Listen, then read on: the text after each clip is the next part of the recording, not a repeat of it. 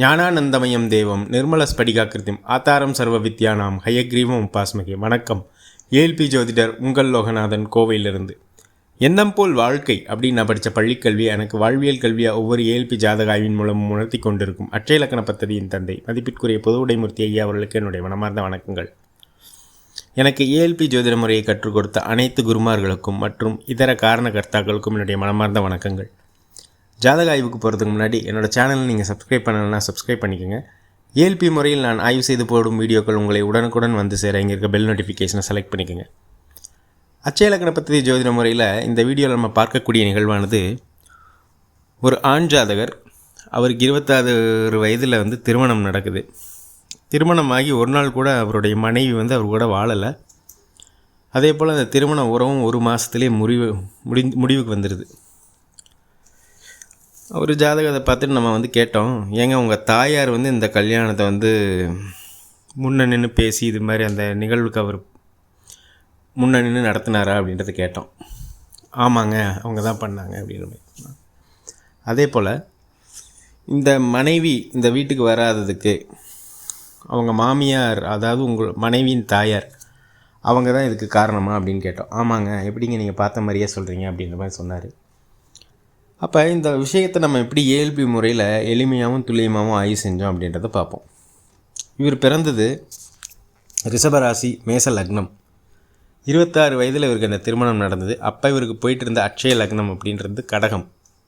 அதிபதி சந்திர பகவான். கடகத்திற்கு 11ஆம் வீடாகி ரிஷபத்தில் இருக்கார். அதே போல் கடக அட்சய லக்னம் அப்படின்னாலே திருமண உறவு அப்படின்றது, இப்போ தான் புதுசாக திருமணம் ஆக போகுதுனாலும் சரி, முன்னமே திருமணம் ஆனவங்களுக்கும் சரி, அந்த நிகழ்வு சுபமாக இருக்காது அப்படின்றத ஒரு நிகழ்வு இருக்குது. ஏன்னா கடகத்துக்கு 7க்கும் 8க்கும் ஆதிபத்தியம் பெற்றவர் சனி பகவான். அப்போ 7, 8 சேர்ந்து தான் இயங்கும். 7 எப்பயுமே தீராத பிரச்சனையை கூட தான் இயங்கிக்கிட்டு இருக்குன்றது நமக்கு ஒரு புரிதல் இருக்கணும். அப்போ இவருக்கு அந்த திருமணம் நடந்ததுன்றது ஆயில்யம் 2ல் நடக்குது. ஆயில்யம் 2 திருமண காலமானால் கண்டிப்பாக அது ஆயில்யம் 2 திருமண காலம்தான். அதெல்லாம் கரெக்டாக தான் இருந்திருக்கு. ஆயில்யம் அதிபதி புதன் பகவானும் பார்த்திங்கன்னா கடக அட்சய லக்னத்திற்கு 11ஆம் வீடாகி ரிஷபத்தில் இருக்கார். நல்ல நிலையாக தான் இருக்கார்.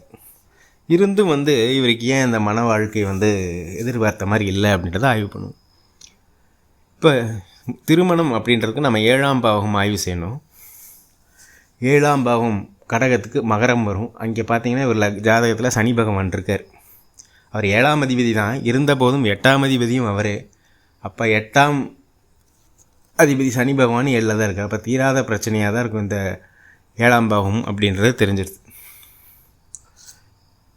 இப்போ நம்ம அவங்க தாயார் தான் இந்த கல்யாணத்தை முன்னிட்டு நடத்துகிற, அவங்க சொல்லி தான் இவர் திருமணத்துக்கு ஒத்துக்கிட்டாரு அப்படின்ற ஒரு நிகழ்வை நம்ம சொல்லியிருந்தோம். அது எப்படி நம்ம சொன்னோம் அப்படின்னா, கடக அட்சய லக்னத்துக்கு 4ஆம் அதிபதி அப்படின்றவர் சுக்கிர பகவான். அவர் பார்த்தோம் அப்படின்னா இவரோட ஜாதகத்தில் கடக வீட்டிலேயே இருக்கார். அப்போ இந்த 4 அப்படின்றது பார்த்தீங்க என்ன அப்படின்னா, அந்த 7ஆம் பாவகத்துக்கு 10ஆக வரும். அந்த 10ஆம் அதிபதி லக்னத்தில் உட்காந்து அந்த 7ஆம் பாவகத்தையே பார்த்துட்டார். அப்போ அது எதிர்பார்த்த மாதிரி இல்லை. அதே போல் இந்த செவ்வாய் பகவான் அப்படின்றவர் யார் அப்படின்னு கேட்டிங்கன்னா, அது இவருடைய மனைவியின் தாயார், மேஷ வீட்டுக்கு அதிபதி. அவர் யார் அப்படின்னு கேட்டிங்கன்னா 10ஆம் வீடாக வரும் கடக லக்னத்துக்கு. அப்போ 10ஆம் அதிபதி ஆகிய செவ்வாய் பகவான் லக்னத்தில் உட்காந்துட்டார். இப்போ ஜாதகருக்கு அழுத்தம்ன்றது தலையில் வந்துருச்சு. அதுவும் 7ஆம் வீட்டை பார்த்துருச்சு. ஸோ இப்போ இந்த மாதிரி காலகட்டங்களில் அவருக்கு ஆயில்யம் 2ல் போகிறப்ப இந்த குரு பகவான் 6ஆம் அதிபதியும் லக்னத்தில் இருக்கார். இப்போ 6 அப்படின்றது என்னென்னா பிரிவு அப்படின்ற ஒரு இதை எடுத்துக்கலாம். அது லக்னத்தில் உட்காந்து அதுவும் 7ஆம் வீட்டை பார்க்குது. அப்போ இவ்வளவு கடினமான நிகழ்வு தான் அவருக்கு இருக்குது. அப்போ இவருக்கு ஏஆர்பி என்ன போயிட்டு இருந்தது அப்படின்னு பார்த்தா திருவாதிரையில் போயிட்டு இருந்தது. அதன் அதிபதி ராகு பகவான் எங்கிருந்து திசையை நடத்துகிறாருன்னா லக்னத்திற்கு 6ஆம் வீடாகிய தனுசுலேருந்து திசையை நடத்துகிறார். அப்போ அந்த பிரிவு சம்மந்தப்பட்ட விஷயங்கள் பிரம்மாண்டமாக இதை தூக்கி கொடுக்கும். அப்போ இதுலேருந்து நமக்கு இவருக்கு இந்த மன வாழ்க்கை எதிர்பார்த்த மாதிரி இல்லை அப்படின்றது தெரியும். இப்போ இதனால தான் அட்சய இலக்கண பദ്ധதி எல்லோரும் படிக்கணும் அப்படின்ற மாதிரி சொல்கிறதுக்கு காரணம் என்னென்னா, நம்ம மற்ற இதுக்கு பலன் கேட்டால் அந்த ஒரு விஷயத்துக்கு மட்டும்தான். உதாரணமாக நம்ம வீடு வாங்குவோமா, இல்லை ஃபாரின் போவோமா, இல்லை வேலை அமையுமானா அந்த ஒரு நிகழ்வுக்கு மட்டும்தான் பலன். அதுக்கு பலன் சரியாக வரும். இப்போ இந்த திருமணம் சம்மந்தப்பட்ட விஷயன்றது நம்ம வாழ்க்கையை ஃபுல்லாக வாழக்கூடிய ஒரு நிகழ்வு. அதனால் இந்த ஏஎல்பின்ற ஒரு அடிப்படை வகுப்பாவது நம்ம படித்தா மட்டும்தான் நமக்கு வந்து நம்ம வாழ்வின் நிகழ்வு எப்படி இருக்குன்னு நமக்கு தெரிஞ்சு அதன் தன்மை உணர்ந்து நம்ம வாழ்க்கையை வழிநடத்த இது பயன்படும்னு சொல்லலாம். இதே போல் உங்களுடைய ஜாதகங்களுக்கும் ஏஎல்பி முறையில் பலன் பார்த்து சொல்லணும் அப்படின்னா அந்த ஸ்க்ரீனில் தெரிகிற நம்பருக்கு நீங்கள் தொடர்பு கொள்ளுங்கள். இந்த நேரத்தில் அட்சய லக்ன பத்ததி முறையை உருவாக்கி நமக்கெல்லாம் கொடுத்த மதிப்பிற்குரிய பொதுவுடை மூர்த்தி ஐயா அவர்களுக்கு என்னுடைய மனமார்ந்த நன்றிகள்.